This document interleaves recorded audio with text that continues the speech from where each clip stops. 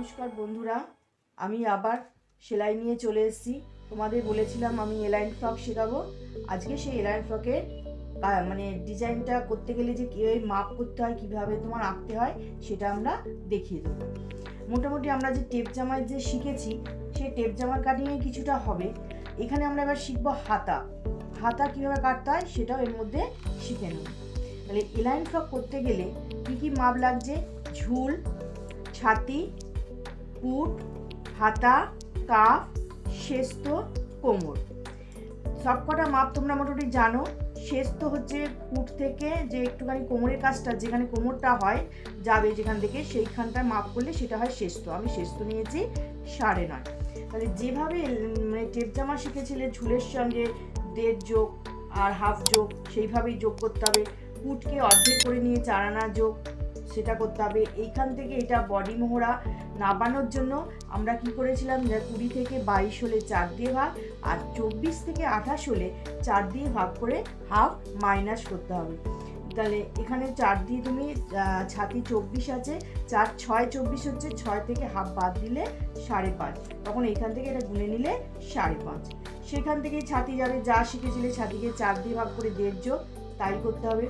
এইবার যেটা হচ্ছে আমরা শেস্ত, যেটা 9.5 শেস্ত, সেইটাকে কি করব, এই ওপর থেকে গুনবো 9.5, এইভাবে গুনবো। যেখানে 9.5 হবে তার সঙ্গে আরও হাফ ইঞ্চি যোগ করতে হবে। তাহলে 10 হচ্ছে, সেইখান থেকে তোমার যাবে কোমর। তাহলে কোমর কি করতে হবে, কোমরের মাপ আছে, কোমর আছে 20। সেই একই নিয়ম, যেমন ছাতিকে 4 দিয়ে ভাগ করেছো, এটা কোমরকে 4 দিয়ে ভাগ করে 1.5 যোগ করবে। ঠিক আছে, তাহলে 5 হচ্ছে, তার সঙ্গে আরও 1.5 যোগ করবে, করে এখান থেকে এটা নিয়ে নিলাম। একদম নিচে চলে যাব। আমরা টেপ জামায় শিখেছিলাম ছাতিকে 4 দিয়ে ভাগ করে 3 যোগ, কিন্তু এলাইন ফ্রকে কি থাকে, ঘেরটা একটু বড় থাকে, দেখতে ভালো লাগে, সেই জন্য সেখানে কি করব, আমরা 6 যোগ করব। তাহলে ছাতিকে 4 দিয়ে ভাগ করে 6 যোগ করলাম, করে যা হলো গুনে নিয়ে নিলাম। তাহলে এইটার সঙ্গে এটা মিলালাম, এটার সঙ্গে এটা মিলালাম। এবার নিচে আমাদের এই যে সমান আছে, এই সমানটা আমার যতটা ঘের বাড়াবো তাতে কি হয়, পড়লে কোনটা নিচের দিকে নেমে যায়, সেই জন্য আমাদের 1.5 ইঞ্চি ওপরে উঠবো। 1 আর হাফ 1.5 ইঞ্চি ওপরে উঠে একটা সুন্দর করে রাউন্ড করে দেবো। তাহলে কি হবে, এটা আর নিচের দিকে ঝুলে থাকবে না। বাকি গলা শিখেছো যেভাবে, ছাতিকে 12 দিয়ে ভাগ, তাহলে 12 আছে, এখানে 24 আছে, 12 দিয়ে ভাগ করলে 12 দুগুণে 24, 2। এই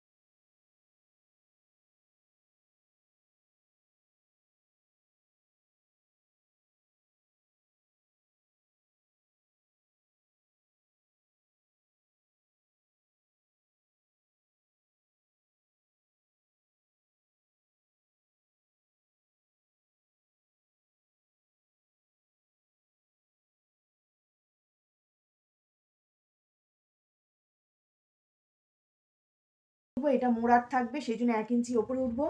এইখান থেকে কাফের মাপ যাবে। কাফ নিয়েছি 8, সবসময় তাকে প্রথমে অর্ধেক করতে হবে, কেন আমরা পুরোটা নিয়েছি, আমাদের খাতায় অর্ধেক থাকে, তাই কাফকে প্রথমে অর্ধেক করতে হবে, করে তার সঙ্গে সেলাইয়ের জন্য 1/2 ইঞ্চি যোগ করতে হবে। তাহলে 4কে অর্ধেক করলে 8কে অর্ধেক করলে হচ্ছে 4, আর তার সঙ্গে হাফ যোগ করলে 4.5, মানে 1 2 3 4 4.5। ওপরে যা নেবো 1/2 ইঞ্চি নিচে একটু বেশি।